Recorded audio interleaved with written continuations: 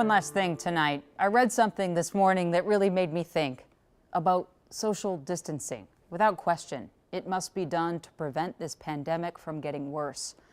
But the cost of it will be social isolation, loneliness for so many people who already deal with being left alone by society. To keep our elders in long-term care facilities safe, we're told not to visit them. Of course, that makes sense. But a side effect is our elders will be without the human connection all humans need to feel valued, to feel loved, to feel alive. The CDC has warned all Americans over the age of 60 to stay away from crowds, not to travel if they don't have to, and to stay home. My mom is over 60. She lives alone. My stepdad died last year.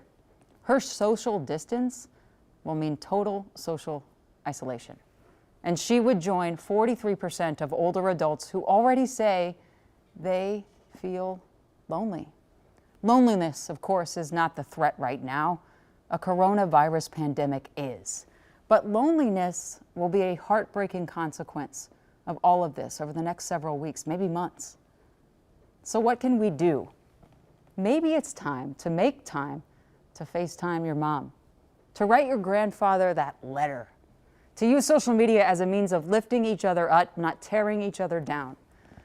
So let's give it a try. Let's stay safe. Let's stay healthy.